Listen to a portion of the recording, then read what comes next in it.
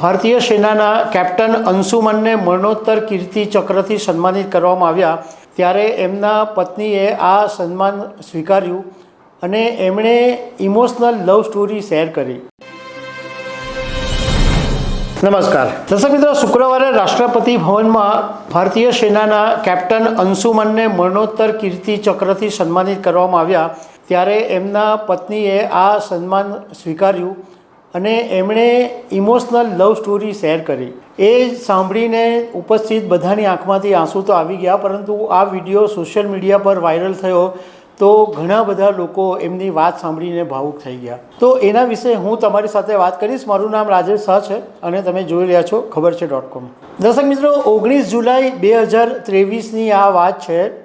સિયાચીન ગ્લેશિયરની અંદર ભારતીય સેનાના એક ટેન્ટની અંદર આગ લાગી હતી અને આ દુર્ઘટનાની અંદર રેજિમેન્ટલ મેડિકલ ઓફિસર અને ઉત્તર પ્રદેશના દેવારિયાના વતની અંશુમન સિન્હા શહીદ થઈ ગયા હતા. અને નવાઈની વાત એ છે કે એમના 5 મહિના પહેલાં જ લગ્ન થયા હતા. હવે એમના પત્ની જ્યારે રાષ્ટ્રપતિ ભવનમાં આ મરણોત્તર કીર્તિ ચક્રમાન એમણે સ્વીકાર્યો અને એ પછી એમણે પોતાની વાત પણ કરી. એમણે એમ કીધું કે અંશુમનને હું જ્યારે એન્જિનિયરિંગ કોલેજમાં ભણતા હતા અને પહેલા જ દિવસે અમારી સામસામે મુલાકાત થઈ હતી અને પહેલી જ નજરનો અમારો એ પ્રેમ હતો, લવ એટ ફર્સ્ટ સાઇટ. એ પછી 1 મહિનો સુધી અમે રૂબરૂ મળ્યા, પરંતુ એ પછી અંશુમનની પસંદગી આર્મ ફોર્સિસ મેડિકલ કોલેજમાં થઈ ગઈ અને એ પછી અમારો 8 વર્ષનો લાંબો ગેપ થઈ ગયો. એક લોંગ ડિસ્ટન્સ રિલેશનશિપ થઈ ગયા. અમારે મળવાનું થતું નહોતું, પરંતુ સંબંધો એવા ને એવા જ જળવાયેલા રહ્યા હતા. એ પછી અમે આખરે એક દિવસ એવું નક્કી કર્યું કે હવે આપણે લગ્ન કરી લેવા જોઈએ અને 10 ફેબ્રુઆરી 2023ના દિવસે અમે લગ્ન ગ્રંથિથી જોડાઈ ગયા. અંશુમનના પત્નીનું નામ સ્મૃતિ છે, સ્મૃતિ સિન્હા. એમણે એમ કીધું કે જ્યારે 18 જુલાઈએ મારી અને અંશુમન વચ્ચે ઘણી બધી લાંબી વાતચીત થઈ ગઈ હતી અને અમે ત્યાં સુધી વાત કરી હતી કે આપણું જે 50 વર્ષનું જીવન કેવું હશે. અમે 50 વર્ષ સુધીના આખા જીવનનું પ્લાનિંગ કરી દીધું હતું. અમારું ઘર કેવું હશે, બાળકો હશે, બાળકો કેવા હશે, અને એ સિવાયના અનેક બધા આયોજન અમે 18 જુલાઈએ કરી દીધા હતા. અને 19મી જુલાઈએ જ્યારે સવારે હું ઉઠી તો એક ફોન આવ્યો કે તમારા પતિ શહીદ થઈ ગયા છે, આ જિંદગીમાં આ દુનિયામાં રહ્યા નથી. આ વાત હું આજ સુધી માનવા તૈયાર નહોતી.